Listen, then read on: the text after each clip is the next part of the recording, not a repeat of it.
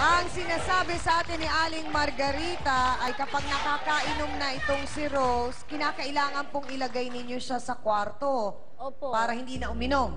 Para hindi Opo. na magwala. Opo. Tapos pag tumalon, bakit po ninyo sinasabing hindi nyo tinulak?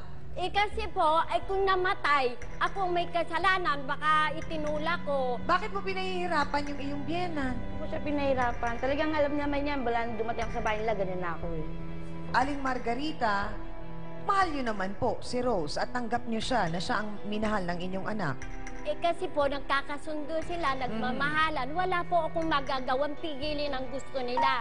Kung ano problema nila, tutulungan ko sila. Ang susunod ko pong katanungan, Aling Margarita, kilala nyo po ba si Carol? Opo. Kilala nyo siya? Opo. Pinuntahan po niya kayo? Kinausap po niya kayo? At mukhang mayroon siyang problema at ng kanyang kinakasama at sangkot po doon si Rose. Bakit hindi po kayo naniwala sa sinabi ni Carol? Eh paano po? Paano ako maniniwala sa kanya? Dahil alam ko ugali niya, naglalasing lang, nagwawala, pero hindi ko alam na sila, hindi may kinakasama. Hindi lahat ng Niloko sinasabi siya. ng manuga mo, tama. Niloko siya. Tingnan nyo nga itsura niyan. Sa Niloko totoo siya. lang, hindi lahat ng sinasabi niyan pwede niyong paniwalaan. Sino ang pakialam lumoko mo? kanino? Dahil Niloko lang ako. Kasi asawa ko kinakailan naman din dahil niya. siya ay Asawa ko kinakailan. wala kang pakialam. Wala kang Okay. pakialam. Sandali lang po. Asawa ko kinakailan. Ano po yung sinasabing niloko kayo? Kapatid niya, sa dance contest, Bago pa mag-judge, tanungin mo muna. Binayaran ko ng buo, mistapa pa yung 200, 300 na lang. Amoy Stapa salita pa yung niya, 200. stapa. Isipin mo nga yung sinasabi mo. Hindi kami ganun magkapatid. So may naging away ang kapatid mo Nadami sila. at si Aling Margarita. Yun po ba ang dahilan kung bakit hindi kayo naniniwala na may relasyon si Rose at si Elyong? Bago ko po kayo tinawag, hindi po ba ninyo narinig? Tinanong ko si Rose kung may relasyon sila ni Elyong. At ang sabi mo, Rose, ay... Mabait yung manugang mo. Eh, pag napatunayan ko yan, pag papatunayan ko sa inyo na hindi ako konsentidor na mga biyanan, eh, tatamaan sa akin to.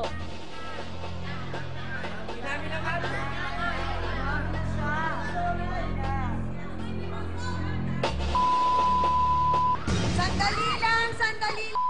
Hawakan yan! Hawakan Rose, yan! Baka kung ano magawa ko dyan. Rose! Okay, sandali lang, Rose. Rose, pakilapit na nga. Minahal kita. Higit pa sa mga anak ko, binalayas ko lahat ang mga anak ko. Nang dahil sa iyo, wala kang utang na loob. Lahat ng gamit ko, sinira mo. Ikaw pa rin ang kinampihan ko. Dahil ang bunso kong anak, minahal ko. Kasama na siya, pero hindi ko sila pinalayas. Ang mga anak kong dalawa, pinalayas ko.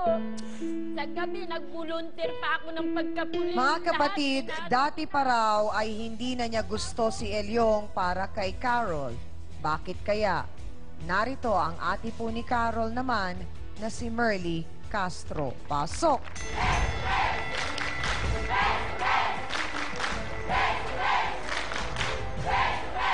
Aling Merly, bakit po ayaw ninyo kay Elyong para po kay Carol? Eh, sino naman po magkakagusto kay Ilyong? Eh, wala akong permanenteng trabaho. Paano ipakakain sa kapatid ko? Ang Ilyong na yan, lasinggero na ng bababae pa. Ikaw! Ikaw babae ka! Basta paano naman? Ah, Sandali ang lang. pangit mo! Oh, masarap naman. Ay, ganun lang? Sandali lang po, sandali lang po. Aling Merly, sandali lang po. Ano? Kesa sa'yo. Sandali lang po. Rose, sandali lang. Ano po ang nangyari, Aling Merly, noong December 28? Ano po yun eh, magbabagong taon, ito, nakikipag-inuman siya lang mag-isang babae. Nakita ko ito, nagde-dirty dance ito, tsaka si Ilyong. Magkaano yun. Di nakumpirma ko po, nakumpirma ko na talagang sila ay may relasyon. Sinumbong ko naman sa kapatid ko, ayaw maniwala sa akin. Kayo po yung tumawag o nag-text? Nag-text po siya. Nag-text, Oho. oo. Eh ngayon, ayaw naman maniwala sa akin. Sabi ko, pumunta ka rito. Nang makita mo kung anong ginagawa niyan. Yung ng Christopher Okay. Oh, So, sinita po ba ninyo si Ilyong? ay si Ilyong ho, hindi ko pa ho nakakausap yan hanggang ngayon. Pag nakita kita Ilyong, lumabas ka dyan. So, hindi po ninyo nakausap si Ilyong Hindi po, sila doon sa lang, naging pangyayaring yon. silang mag-asawa lang ho. Alam po ba ninyo kung nasaan si Ilyong? Hindi ho, hindi ko po sila siya papakita nakikita. sa amin. Kasi Kahit sa'yo, Rose, hindi mo alam kung nasaan si Ilyong? Magkikita kami. Magsama na kayo buong buhay nyo. Pumunta kayo sa impyerno. Yun. Hindi ko para pakisamahan. Ayoko nga ng obligasyon eh. Boyfriend lang, no? Kapal na mukha. So, hindi ka seryoso sa pangkipagrelasyon mo kay Ilyong. Sayong-sayo na Bakit? si Elo. sanay Wala ka. lang, ganun lang. Sanay na sanay ka. Ayaw mo ng obligasyon. Eh, kay Marlon, seryoso ka? Wala lang, ganun lang. Ayan. Ano, hindi mo masagot yung hindi. Oo. Ilang taon na ba kayo ni Marlon? Isang taon na rin. January 6 eh. Isang taon na kayo. So, sa isang taon na yon, hindi ka seryoso, ayaw mo ng obligasyon, wala lang? Hindi, mahal ko. Mahal mo si Marlon. Tatapang-tapangan lang kanya. Nagtatapang-tapangan ka lang, pero siya ang mahal mo. Mahal na mahal daw niya si Rose kahit palainom ito at tinanggap niya. Pero ang hindi niya matanggap ay kung bakit nagawa siyang pagtaksilan ng kanyang kinakasama. Malalaman na po natin ang kanyang saloobin. Narito po si Marlon Mangguni. Pasok!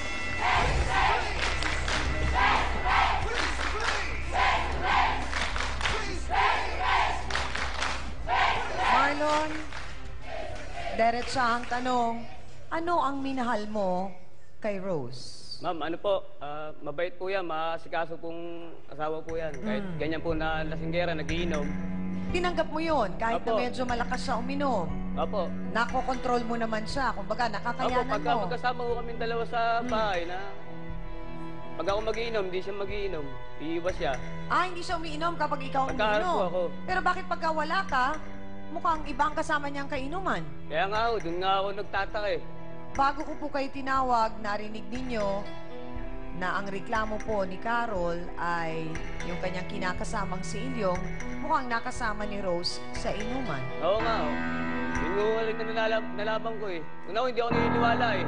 Narinig nyo na yun, kwento na yun, dun sa Kwento, lugar pero nyo. di pa ako totaling naniniwala. Una, Pero narinig mo naman, sabi ni Rose, hindi siya seryoso kay Ilyong at ikaw ang mahal niya. Eh, yun nga umaano ron eh.